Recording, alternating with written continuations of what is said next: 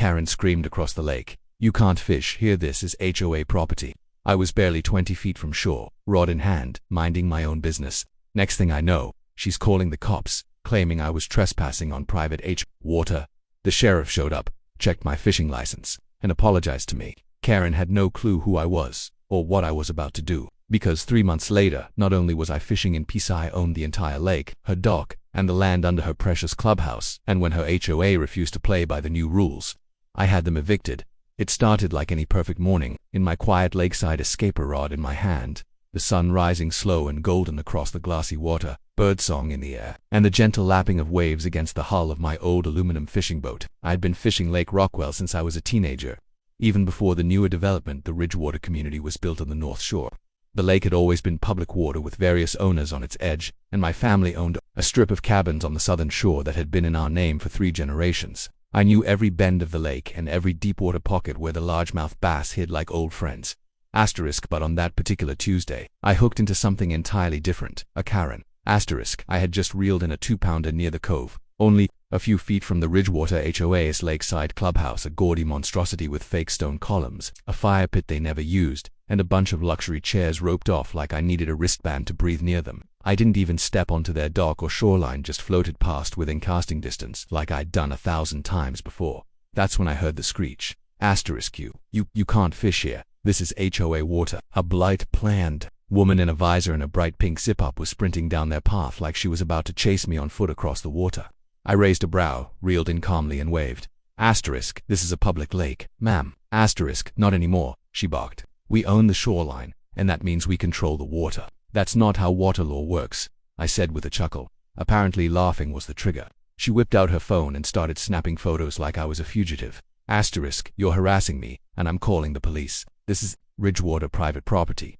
I sighed. I'd dealt with HOA folks before, but this woman was a new level of delusional.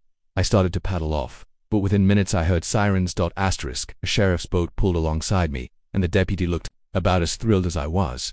"Hey Jake," the deputy said, recognizing me. "We got a complaint from the Ridgewater HOA, something about illegal fishing near their dock." I held up my fishing license. "Caught and released, didn't even touch land." He nodded and turned back to shore. "This again, huh? They've been trying to get people booted from this lake for months now." "Yup," I said. "Karen's still running the circus." "Worse than ever." He shook his head, gave me a quiet thumbs up, and left to go calm the dragon lady down. But I wasn't done that evening. I did what every frustrated property owner with some old money and a lot of time would do. I started checking land deeds, a few calls to the county office, a pull of some historic waterway charts, and bingo, I found a gold mine. The Ridgewater HOA didn't own the lake. In fact, nobody really owned the water. It was public use, but most of the land surrounding the water, it was still split between old logging companies, private trust estates, and forgotten family plots, and about 62% of those plots were either unclaimed, up for auction, or delinquent on taxes. So I made a decision. I bought the lake. Well, not just the lake, I bought everything around it that wasn't already developed. I called in a lawyer, who had them create a holding company, and within 90 days, Lone Shore Holdings LLC owned the entire southern, eastern, and western perimeter of Lake Rockwell, along with the water rights that included boating restrictions, dock permits, and most importantly, fishing access rights. And then, I filed an easement restriction with the county, a new one that made fishing, boating, or mooring near Lone Shore Holdings property completely prohibited without a written permit, which meant the HOA's prized clubhouse, dock, and boat ramp, which technically hung over a sliver of water not owned by them, were now in violation. Next, I posted signs, big ones, bright red, greater than private waters, restricted use by permit. Only violators will be prosecuted, that same day. I saw Karen standing on the dock with binoculars and her jaw practically unhinged. Karen didn't take it well. Within 24 hours of my signs going up, she was on social media posting long rants about illegal takeovers, rogue investors, and terroristic fishing tactics.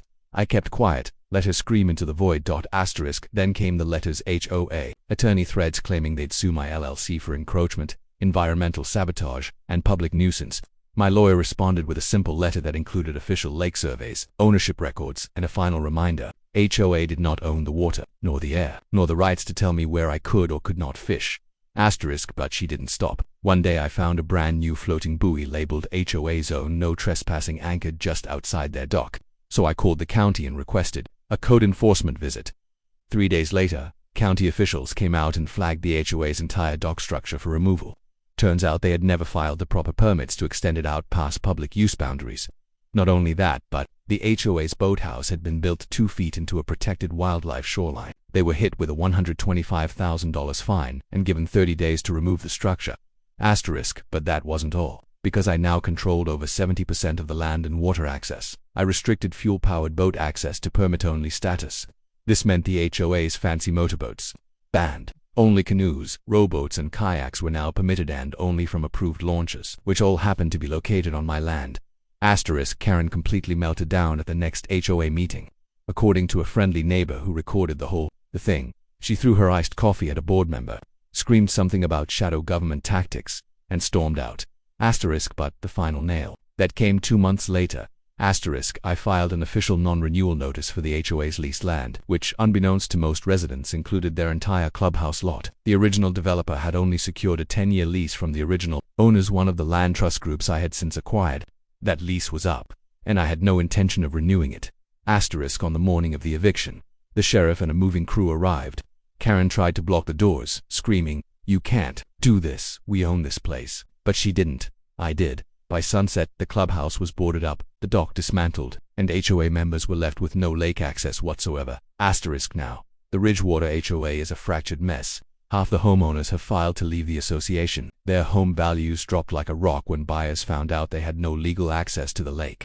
She sold her house for half what she paid and moved out of state. Last I heard, she tried to start a golf cart HOA in Florida. Asked for me. I fish in peace, sipping coffee on my private dock with a full view of the now abandoned clubhouse, rotting across the cove. Sometimes I cast a line right where her old no fishing sign used to be, just because I can. Because when someone tries to kick you off the water, you buy the whole lake.